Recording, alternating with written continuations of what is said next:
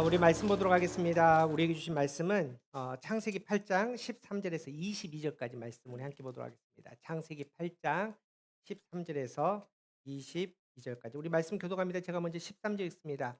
601년 첫 달 그달 초하룻날에 땅 위에서 물이 거친지라 노아가 방주 뚜껑을 제치고 본즉 지면에서 물이 거쳤더니 하나님이 노아에게 말씀하여 이르시되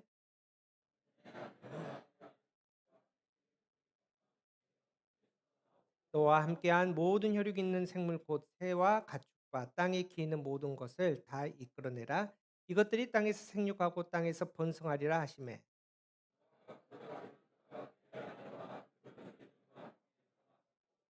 땅 위의 동물 곧 모든 짐승과 기는 모든 기는 것과 모든 새도 그 종류대로 방주에서 나왔더라.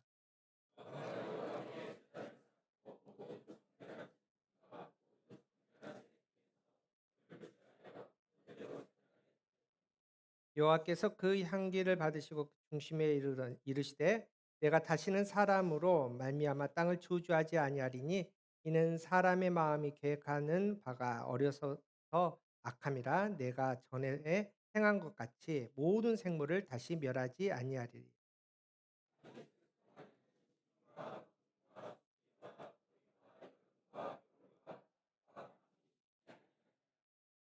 이는 하나님의 말씀입니다.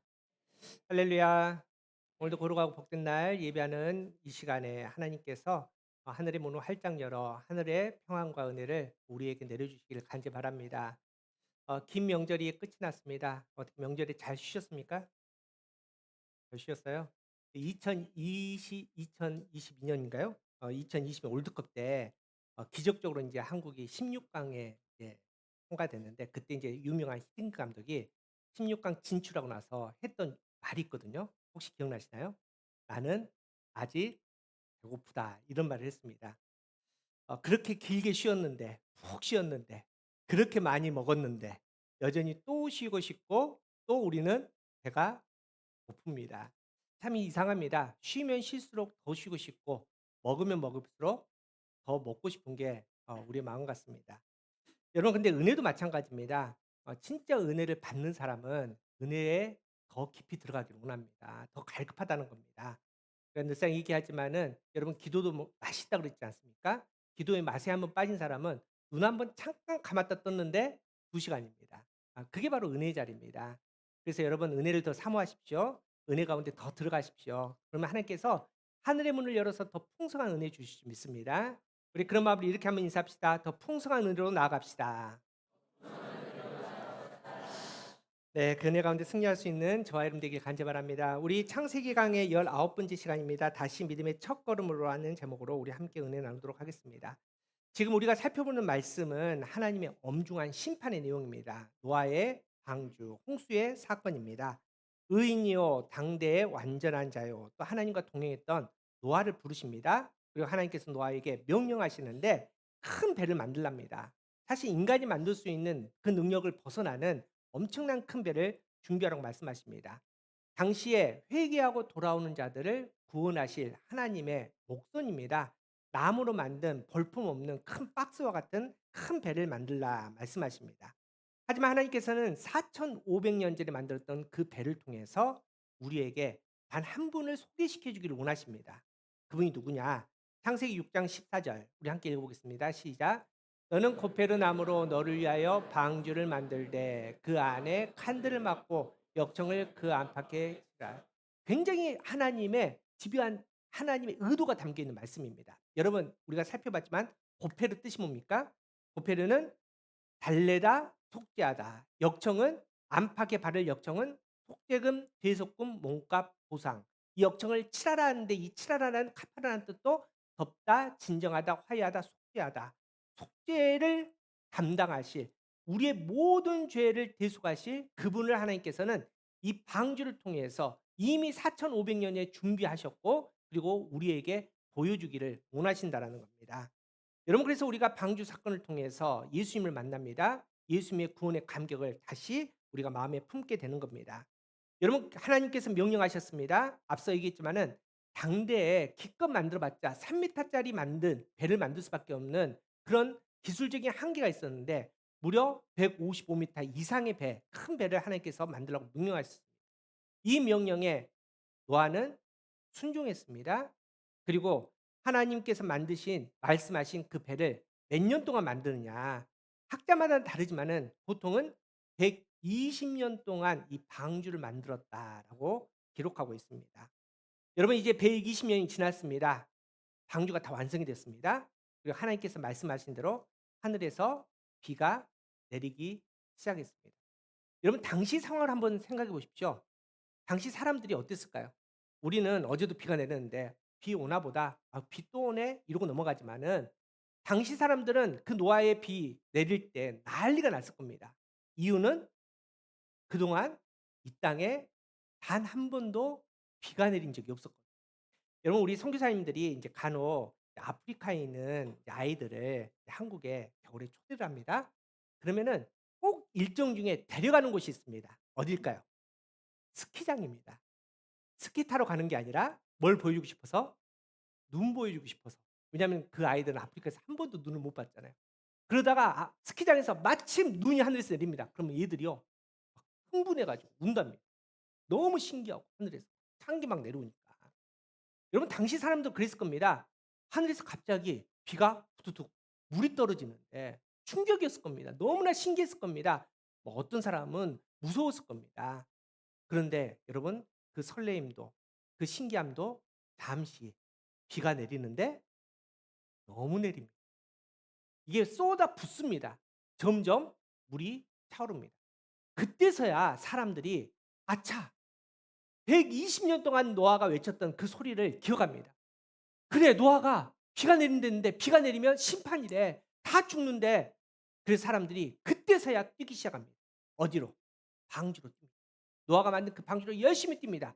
근데 도착을 했더니 이미 방주의 문은 닫혔고 땅에 있는 모든 사람들은 죽음을 맞이하게 됩니다. 노아가 그렇게 노아 가족만이 방주에 있는데 방주에 갇혀서 얼마 동안 있었느냐? 성경에 보니까 아주 긴 시간 1 년하고도 12일 있었다라고 기록하고 있습니다. 그 날수로 따지면은 377 일입니다. 여러분 그럼 여기서 한 가지 질문해 볼게요. 하나님께서 왜 노아에게 방주에서 377일 동안 머물게 하셨을까? 여러분 우리가 말씀 살펴봤지만은 방주 안의 상황이 그렇게 쾌적하지 않습니다. 창이 없다 보니까 환기가 안 됩니다. 그 수많은 냄새들, 동물들의 배설물 어떻게 해결을 합니까?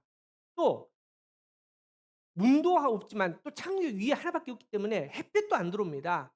여러분 자료를 봤더니 사람을 그렇게 밀폐된 공간에 햇볕이 안 들어오는 밀폐된 공간에 놔두면 이게 몸에서 이상한 호르몬들이 막 나온답니다. 그래서 육체적인 것뿐만 아니라 정신적으로도 완전히 피폐된답니다. 근데 그 시간이 377 일입니다. 왜 이렇게 긴 시간 동안 노아를 방주에 방치해 두셨을까요? 왜 놓으셨 그 답은 지난주 수요일 금요 철야 예배 때 우리가 함께 나눴습니다. 그래서 궁금하신 분들은 그분들께 찾아가서 여쭤보면 됩니다. 그런데 제가 간단하게 설명해 드리면 이겁니다. 물론 인제 물리적으로 성경에 비가 내린 다음에 이 지면에 물이 완전히 덮는 그 시간까지 얼마나 걸렸을까? 성경에 나오거든요. 며칠 걸렸을 것 같습니까? 한번 찍어 보세요. 며칠? 150 일. 성경을 많이 읽으시니까 150일 걸렸답니다.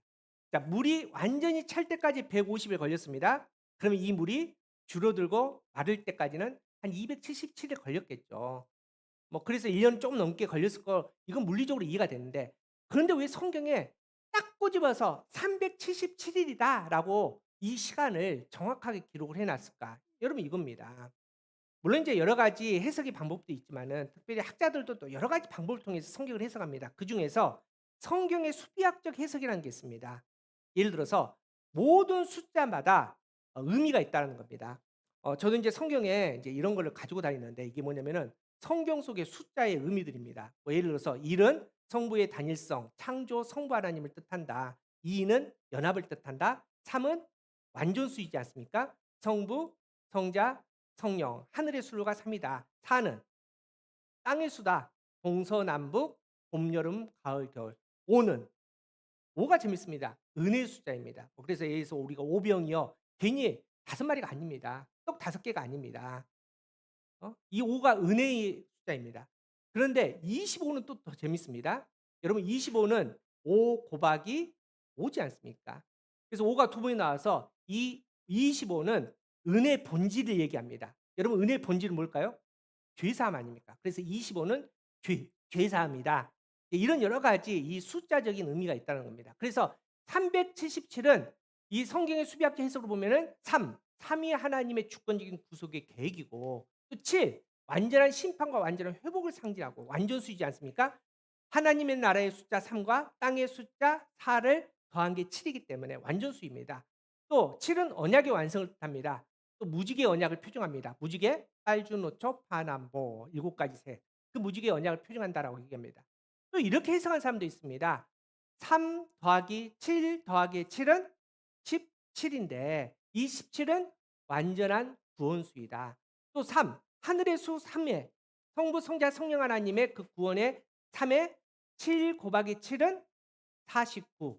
그래서 49는 회복과 완전히 이제 죄에서 벗어나서 하나님의 거룩한 자녀로 회복되고 죄에서 자유하면 그 수가 바로 이 377을 의미한다. 이렇게 해석하는 사람도 있습니다. 여러분 저는 이게 맞다 틀리다 이 얘기를 하고 싶은 게 아니라 노아가 방주에 있었던 시간은 그렇게 완전한 구원을 표징하고 또 우리에게 완전한 회복과 자유를 주는 은혜의 시간이었다. 이 의미입니다. 거기에 더해서 하나님께서 노아에게 이 377일 동안 방주에 있게 하신 이유는 또 다른 의미로서는 훈련이라는 겁니다. 여러분 이스라엘 백성들이 출애굽했습니다. 목적지는 가나안입니다. 그런데 바로 가나안 가지 않습니다. 몇 년 동안? 무려 40년 동안 광야를 헤매입니다. 여러분 방황하는데 그냥 방황하는 게 아닙니다. 철저하게 하나님께서 의도하시는 훈련의 시간이었다라는 겁니다. 이제 가나안 땅 들어가서 하나님 자리를 어떻게 살아야 될 것인지, 어떻게 생각해야 될 것인지, 무엇을 하며 살 건지를 하나님께서 훈련하신 게 바로 40일 동안 광야의 시간입니다. 여러분 노아 방주가 377이 있었던 그 시간도 마찬가지입니다. 하나님께서 집요하게 훈련시키십니다. 그의 머리부터 발끝까지 속사람 안에까지 완전히 개조하는 그 시간이 377일입니다. 근데 어떤 훈련을 하셨을까? 성경은 그 훈련의 내용을 이렇게 기록합니다. 창세기 8장 1절에 그 훈련의 내용, 그 내용이 한 단어 속에 들어있는데 금요일 날 나오신 분들은 말하지 마시고 1절 한번 읽어보겠습니다. 시작. 하나님이 노아와 그와 함께 방주에 있는 모든 들짐승과 가축을 기어가사 하나님이 바람을 땅 위에 불게 하심에 물이 줄어. 어떤 훈련 시켰을까요? 한 단어. 기억이라는 단어. 이 기억이라는 것은 자카르라는 히브리어인데 옛날 성경은 곤요마사라고 기록되어 있습니다. 기억하다, 생각하다, 회상하다, 마음에 두다, 언약을 기억하다 하는 겁니다. 여러분 근데 그냥 과거에 있던 것이 아련하게 생각나는 기억이 아닙니다. 지난주에 먹었던 통닭 반마리 냉장고 넣어놨는데 그거 오늘 먹어야지 이 생각나는 거 그게 기억 이런 게 아닌데 이 자카르라는 단어가 아닙니다. 이 단어는 어떤 뜻이냐? 마음에 새긴다는 겁니다. 하나님께서 하나님의 마음에 노아의 이름을 새겨놓고 377일 동안 단 하루도 단 1시간도 1초도 벗어나지 않고 그 노아를 바라보시고 그 노아를 책임지시고 이거를 경험하게 하는 시간이 바로 노아의 방주의 시간입니다. 여러분 앞서 말씀했지만은 노아의 방주는 어두컴컴합니다. 햇빛이 들어오지 않습니다. 그런데 밝게 빛나는 하나님의 눈동자를 노아가 보게 됩니다. 매일매일 나를 책임지시는 하나님, 매일매일 나를 기억하시는 하나님, 매일매일 나를 인도하시는 그 신실하신 하나님을 노아가 경험합니다. 그리고 하나님이 노아에게 말씀하십니다. 노아야, 너 지금 이걸 기억해야 된다. 내가 너를 매일매일 붙들고 있다는 건 너를 매일매일 사랑한다는 걸 이걸 마음에 너도 새겨야 된다. 그리고 너가 이제 방주에서 나가도 다시 세상에서 살게 될 때에도 이거를 놓지 않고 나와 함께하는 거, 내가 너를 인도하는 거, 내가 너를 사랑한다는 것을 항상 그 마음에 품고 살아야 된다. 나와 함께하자. 이 훈련을 377일 동안 한 것입니다. 우리 상성도 여러분, 호람데오라는 말이 있지 않습니까? 뜻이 하나님 앞에서. 여러분 우리가 이 땅에 살아갑니다. 우리도 동일하지 않습니까? 우리가 어떤 신앙으로 살아가야 됩니까? 뭘 하면 살아야 됩니까? 여러분 뭐 해도 괜찮습니다. 그런데 중요한 것은 하나님 앞에서 떳떳하게 하십시오. 무슨 말을 하든 무슨 결정을 하든 어디를 가든 지금 내가 하나님 앞에 있다라고 생각하고 그분의 살아계심을 인식하고 하나님을 경외하며 결정하고 말하고 행동할 때 그 모습을 하나님께서는 좋은 믿음이라고 인정해 주십니다. 저와 여러분이 우리가 교회가 그 믿음에서 끝까지 승리하기를 간절히 바랍니다.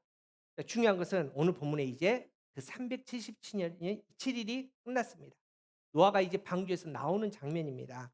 새 출발입니다. 하나님께서 우리에게 매일매일 새 출발하라고 말씀하십니다. 믿음의 첫걸음을 매일매일 내디디라고 말씀하십니다. 그런데 이 새 출발은 그렇게 쉽지가 않습니다. 여러분 새롭게 시작한다는 게 얼마나 어렵습니까? 그래서 하나님께서 새롭게 시작하는 자들을 위해서 우리에게 꼭 필요한 믿음의 원리, 믿음의 영성을 우리에게 말씀하십니다. 그 믿음의 영성이 오늘 말씀 안에 있습니다. 그 첫 번째 믿음의 영성입니다. 한번 따라해 보십시다. 반응의 영성. 네, 반응의 영성입니다. 우리 안에 반응이 있어야 됩니다. 오스트리아 정신과 의사였던 빅터 프랭크라는 사람이 있습니다. 그런데 이렇게 얘기합니다. 자극과 반응 사이에는 공간이 있다. 그 공간 안에는 우리가 반응을 선택할 자유와 힘이 있다. 우리의 반응 속에 우리의 성장과 자유가 있다. 무슨 말이냐? 자극이 있습니다. 그런데 뭔가를 반응하지 않습니까?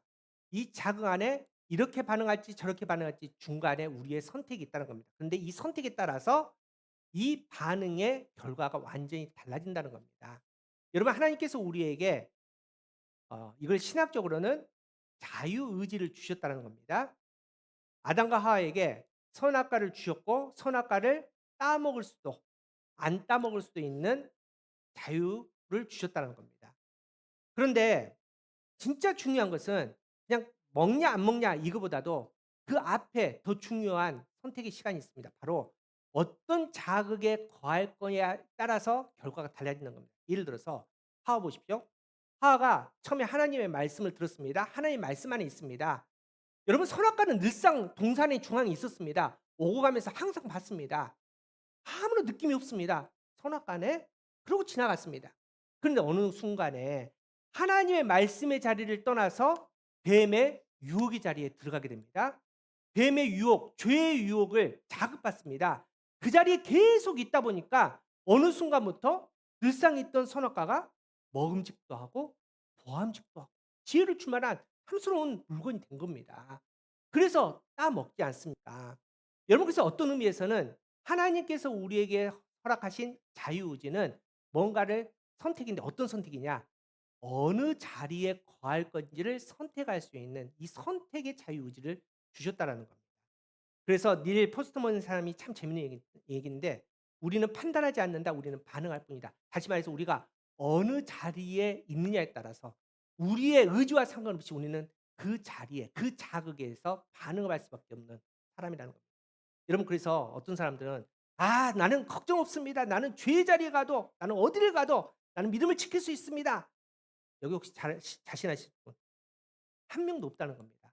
그래서 성경은 이렇게 얘기합니다.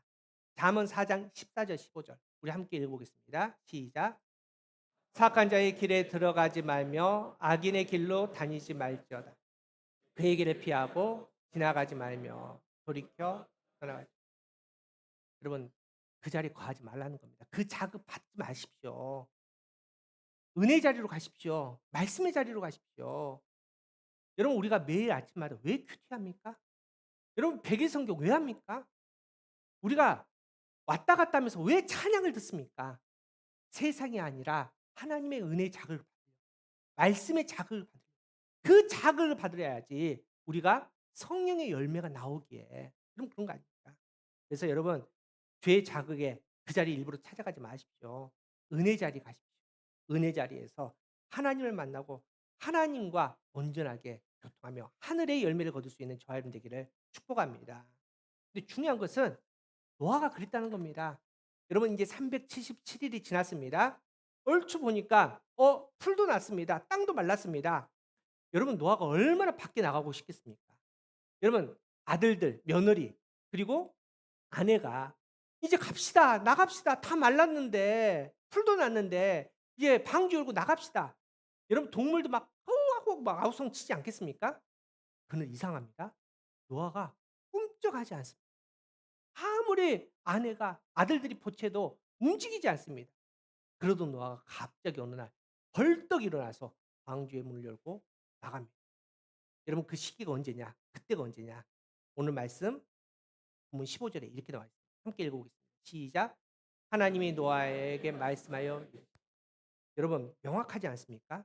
왜 사람들이 말에 반응하지 않습니까? 왜 상황에 반응하지 않습니까? 왜 답답한 나의 마음에 반응하지 않습니까? 그런데 노아가 뭐에 반응합니까? 하나님의 말씀에 반응합니다. 377년 동안 하나님의 훈련에 효과가 완전히 드러나는 장면 아닙니까? 사람에게는 세상에는 반응하지 않고 말씀에 반응하는 이 노아.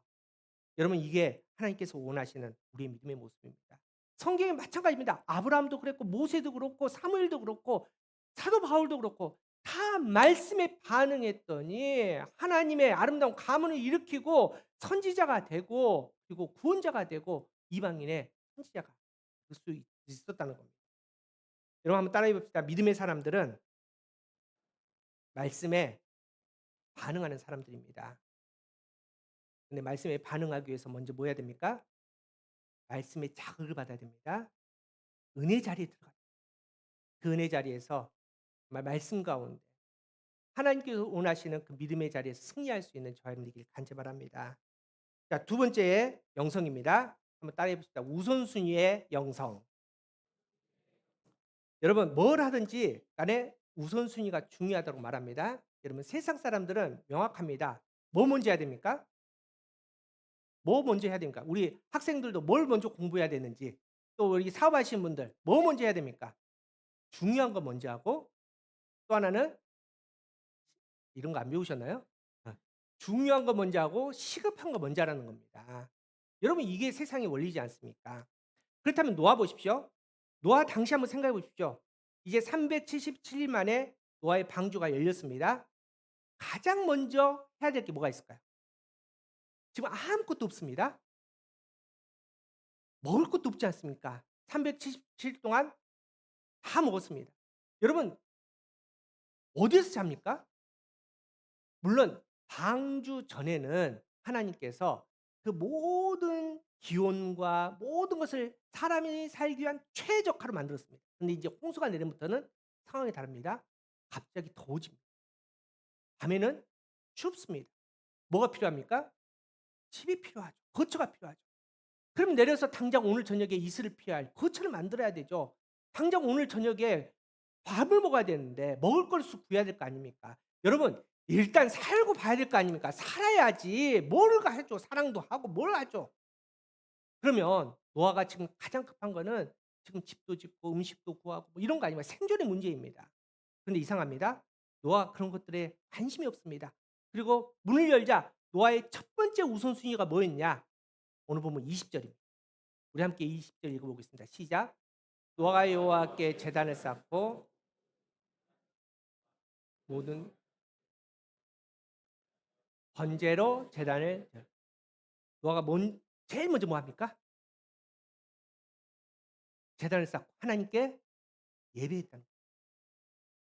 노아의 우선순위는 땅이 아니었어요. 오늘 먹을 일용할 양식이 아니었어요. 편한 집이 아니었어요. 세상이 아니었어요. 하나님을 만나고 하나님께 영광을 올려드려요. 그래서 노아는 방주에서 가장 먼저 예배를 드렸다는 거예요. 여러분 새로운 출발, 믿음 안에 승리하기 위해서는 이 우선순위가 분명해야 됩니다. 여러분 아브라함 보십시오. 아브라함이 조카롯과 이제 분가하지 않습니까? 그런데 조카에게 먼저 선택을 줍니다. 롯이 이 버르장머리 없이 먼저 선택합니다. 그런데 진짜 좋은 땅, 풀이 많고 물이 많은 소돔과 고모라 땅을 선택하고 가버리지 않습니까? 허벌판에 아브라함이 서 있습니다. 그때 하나님이 오셔서 하시는 말씀이 "아브라함아 내가 너에게 복 준다. 너 밟는 땅 다 넣어 줄게. 네가 본 땅 다 넣어 줄게." 제가 이거 여러 번 얘기했는데 여러분 같으면 어떡하실랍니까? 빨리 타야죠. 뭘 탈까요? SRT 빨리 타야죠. 어디 갈까요? 뭐 이거 땅을 사봐야 지 어디가 비싼 줄 알지. 빨리 강남 가야죠. 밟는 거 다 내 땅이라는데. 뛰어야죠, 강남 가서. 그런데 아브라함 보십시오. 하나님께서 땅 밟은 대로 다 준다. 보는 대로 다 준다는데 반응을 하지 않습니다. 그 아브라함이 뭐 했냐? 창세기 13장 18 절. 시작. 이에 아브라함이 장막을 옮겨 헤브론에 있는 마므레 상수리 수풀에 이르러 거주하며 거기에서 여호와를 위하여 아브라함의 우선순위도 역시 예배였어요. 하나님 저 땅 필요 없니다. 땅 안 주셔도 됩니다. 하나님 한 분으로 족합니다. 하나님 한 명 한 분으로 나는 만족합니다. 이게 그의 신앙 고백이에요. 여러분 우리도 마찬가지입니다. 여러분의 우선순위가 명확하셔야 됩니다. 여러분 우리의 주일 한 주에 가장 첫날은 뭡니까? 주일 아닙니까? 이게 얼마나 큰 의미인지 모릅니다. 하나님께서 이걸 명확하게 하기 위해서 너희의 한 주간 살아가는데 그 첫 달이 가장 큰 우선순위, 가장 먼저 우선순위를 예배 자리로 너희가 시작해야 된다. 우리에게 은혜 주셨습니다. 여러분 그래서 마틴 루터가 이런 얘기를 하거든요. 당신이 하루를 시작하며 가장 먼저 하는 일을 보면 당신의 하나님이 무엇인지를 알 수 있어요. 탁 눈을 뜨자마자 어이씨 오늘 코인 어떻게 됐나? 눈을 뜨자마자 우리 아들 딸도 어떻게 잘 잤나? 우리 사랑하는 아내 잤나? 여러분 죄송하지만은 그 사람이 교회를 얼마나 오래 다녔든지 그리고 어떤 직분을 받았든 간에 지금 그 시간 그 현재의 하나님은 코인입니다. 그의 마음에 하나님은 자식이라는 거예요. 여러분 자기의 우선순위가 뭐냐에 따라서 내가 지금 누구를 섬기고 있는지 누구를 사랑하는지가 명확하게 알 수 있다라는 겁니다. 그런 의미에서 우리 가족의 우선순위가 명확했으면 좋겠습니다. 여러분 이 땅에 우리가 함께 이렇게 모였는데 우리 가족의 우선순위가 하나님 나라기를 원합니다. 뭘 결정하든지 간에 뭘 하든지 간에 하나님 나라의 우선순위에 합할 수 있는 거룩한 교회 또 그렇게 살아가는 저와 여러분의 삶이 되기를 축복합니다. 마지막 영성은 따라합시다. 버림의 영성. 버림의 영성입니다. 앞서 조카 롯이 소돔과 고모를 갖지 않습니까? 잘 먹고 잘 살 수 있었다라고 생각했습니다. 또 환경도 그렇습니다. 그런데 위기를 만납니다. 그 소돔 땅에 죄가 너무나 가득 차서 하나님께서 그 땅을 심판하시겠답니다. 그래서 아브라함이 가서 조카 롯을 피난시킵니다. 조카 롯이 이제 막 피난짐을 싸면서 사랑하는 가족들 막 부를 거 아닙니까? 사위들한테 가서 "가세, 가세. 빨리 가세. 심판이네." 근데 사위들이 이 장인의 말을 어떻게 성경에 어떻게 들었냐고 기록하냐면은 "장난으로 여겼다."라고 기록하고 있습니다. 여기서 농담으로 여겼다라고 기록하고 있습니다. 이 농담은 비웃다, 조롱하다, 경멸하다는 겁니다. 그래서 사위들은 따라오지 않았습니다. 그래서 롯과 아내와 그다음에 딸들이 같이 갑니다. 그렇게 출발하는데 하나님께서 명령하십니다. "야, 출발하는데 절대 뒤를 돌아보지 마라." 그런데 그중에 한 명이 돌아봤습니다. 창세기 19장 16 절에 롯의 아내가 뒤를 돌아보았으므로 숨기둥이 되었다. 여러분 롯의 아내가 왜 뒤를 돌아봤을까요? 미련이 남았거든. 궁금했거든. 과거의 그 쾌락들, 그 형통했던 것들 아쉬웠거든. 여러분 버리지 못하면 하나님의 것을 취하지 못합니다. 그런데 오늘 노아가 과감하게 버립니다. 여러분 당시 상황 다시 한번 생각해 보십시오. 당시 노아 입장에서 가장 안전한 장소가 어디였을까요? 아무것도 없지 않습니까 밖에. 어떤 상황인지도 모릅니다. 가장 안전한 곳은 방주입니다. 이것도 방주는 그냥 방주가 아닙니다. 하나님의 구원의 방주입니다. 은혜의 방주 아닙니까? 거기에 거하는 게 얼마나 좋은지 모릅니다. 그 은혜를 경험할 수 있는 그 자리.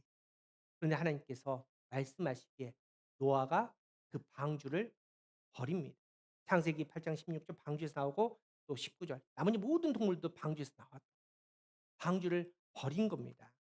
여러분 우리는 현재를 살아갑니다. 그리고 미래를 소망한다고 말합니다. 그런데 현재도 미래도 우리는 여전히 과거에 매여 삽니다. 과거에 나와 관계가 불편했던 사람들, 과거의 사건들 그거에 매여서 현재를 또 망치지 않습니까?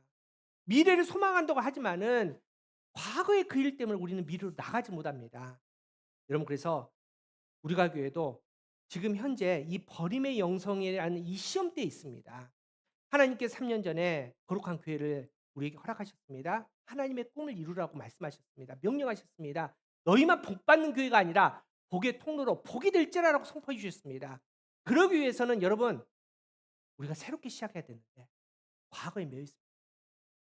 내가 예전에 다녔던 그 교회들, 내가 했던 신앙의 습관들을 우리가 버리지 못합니다. 하지만 우리가 진짜 하나님의 거룩한 교회를 원하신다면 버려야 됩니다. 여러분 그래서 제로 베이스라는 말이 있지 않습니까? 아무런 기초나 기준 없는 백지 상태, 원점으로 돌아가는 거예요. 여러분 버리십시오. 여러분 지금 경험했던 교회들 버리십시오. 하나님의 말씀 진리 위에 다 버리십시오. 여러분 세상에 만들어 놓은 죄도 버리십시오. 다 버리십시오. 그리고 원점에서 다시금 말씀의 기준에서 하나하나 거룩한 하나님의 교회를 우리가 세워가기를 소망합니다. 그런 교회가 우리가 교회 되기를 간절히 바랍니다. 여러분 영성적 버림은 그냥 막 버리는 게 아닙니다. 영성적 버림은 명확합니다. 버리는데 누구한테 버리는 거냐? 하나님께 내어드리는 것을, 나의 주권을, 나의 통치권을, 모든 것을 하나님께 내어드리는 것을 영성적 버림이라고 얘기를 하는 겁니다. 여러분 어릴 적에 이거 실뜨기 이거 해보신 적 있습니까? 요즘도 부부끼리 앉아서 이거 하시나요? 안 하시죠? 어릴 때 이제 고사리 같은 손으로 이제 친구랑 둘이 앉아가지고 이렇게 해가지고 뭐 여러 우리 동네만 했나요? 했죠? 이렇게 했잖아요. 이게 하다 보면은 거의 100% 중간에 어떻게 됩니까? 아이 꼬입니다 이가. 그러면 이제 이 고사리 손으로 이렇게 풀려고 하면 어떻게 됩니까? 더 꼬입니다. 여러분 이렇게 막 꼬일 때, 엉킬 때 가장 쉽게 푸는 방법이 뭔지 아십니까? 뭘까요? 1부 때는 맞췄습니다. 잘라요? 자르면 못 묻는데 어떻게 할까요? 소금물에 손을 뺐죠 이미 다 근데 엉켜져 있는 이 상태. 1부 때는 맞췄다니까요. 좀 노력해 봅시다. 가장 쉽게 푸는 방법. 물에다가 흰게 불기 나겠죠. 엄마한테 가져가는 겁니다. 그 엄마는요 기가 막히게 이거 풉니다. 근데 엄마가 이거 도저히 엄마도 완전히 꼬여가지고 못 풀 때 어떻게 합니까? 좀만 있어봐 가지고 쭉 해가지고 다시 하나 만들어주지 않습니까? 여러분 이게 영성적 버림의 의미입니다. 우리 신앙도 마찬가지입니다. 우리는 어쩔 수 없습니다. 익숙한 거에 우리가 편한 거에 주저앉고 싶습니다. 과거의 영광, 지난 3년 동안 우리를 인도하신 그 하나님의 은혜, 우리에게 보여주신 그 기적, 여러분 여기 매여 있으면 안 돼요. 버려야 됩니다. 아껴드리고 우리는 감사했으면 나아가셔야 돼요. 새로운 은혜 자리, 하나님께서 부르신 새로운 그 역사의 자리로 기적으로 다시 출발할 수 있는 저와 여러분 되기를 축복합니다. 그런데 여러분 왜 믿음의 첫걸음을 내딛는 게 중요할까요? 우리가 새롭게 날마다 믿음으로 시작해야 되는 게 왜 중요할까요? 이유는 그 첫자리에 놀라운 하나님의 복이 있기 때문에. 하나님께서 태초에 천지를 창조하십니다. 6일 동안 7일 동안 모든 창조를 마친 다음에 하나님께서는 그냥 창조했다 박수하고 끝나지 않았습니다. 뭘 주십니까? 복을 주십니다. 창세기 1장 28절 함께 읽어보겠습니다. 시작. 하나님이 그들에게 복을 주시며 하나님이 그들에게 이르시되 생육하고 번성하여 땅에 충만하라 땅을 정복하라 바다의 물고기와 하늘의 새와 땅에 움직이는 모든 생물을 다스리라. 자, 노아가 이제 방주에 나옵니다. 여러분 노아 방주 나온 시간은 뭐냐면은 그 모든 시간이 다시 한번 리셋하는 겁니다. 다시 한번 새롭게 하는 겁니다. 그리고 노아가 방주에서 이 방주에 물고 나오는 것은 새 출발하는 겁니다. 새 출발하는 그 시간, 하나님께 예배드리는 그 시간에 하나님께서 뭐 하십니까? 복을 주십니다. 근데 그 복의 내용이 창세기 1장 우리에게 처음 주신 복의 내용과 똑같습니다. 창세기 9장 1절 2절 시작. 하나님이 노아와 그의 아들에게 복을 주시며 그들에게 생육하고 번성하여 땅에 충만하라. 2절 땅의 모든 짐승과 공중의 모든 새와 땅에 기는 모든 것과 바다의 모든 물고기가 너희를 두려워하여 너희를 무서워하리니 이것은 너희의 손에 붙여. 여러분 말이 좀 다를 뿐 내용이 똑같습니다. 그런데 우리는 어떻습니까? 여러분 우리는 노아의 홍수 사건보다도 더 엄청난 사건을 통해서 우리는 새 출발하는 사람들입니다. 그 사건은 예수 그리스도의 십자가의 은혜로 말미암아 우리는 새 생명을 얻어 우리는 하나님의 아들 딸이 되는 그 새 출발을 하는 것. 여러분 우리가 하나님의 자녀로 첫 첫 걸음을 내디딜 때, 첫 출발을 할 때 하나님께서 그냥 있으실까요? 그냥 있으실까요? 뭘 주실까요? 또 복을 주십니다. 그런데 과거에 생육하고 번성하라, 이 정도의 복이 아닙니다. 너희 그냥 세상 다스리라, 세상 다 너희 것이다, 이 정도의 복이 아닙니다. 믿음으로 새 출발하는데, 그냥 믿음이 아니라 주님의 십자가의 은혜로 말미암아 하나님의 아들 딸로 출발하는 우리에게 주시는 하나님의 복입니다. 오늘 그 복을 한번 같이 읽으면서 오늘 말씀을 정리합니다. 그 복이 에베소서 1장 3절에서 6절입니다. 이 말씀은 저와 여러분에게, 우리가 교회에게, 새롭게 출발하는 우리 모두에게 주시는 하나님의 복입니다. 이 복을 받기를 축복합니다. 이 복 안에 거합시다. 이 복이 나의 복이 되기를 원하며 믿음으로 담대하게 첫걸음을 내딜 수 있는 저와 여러분 되길 간절바랍니다.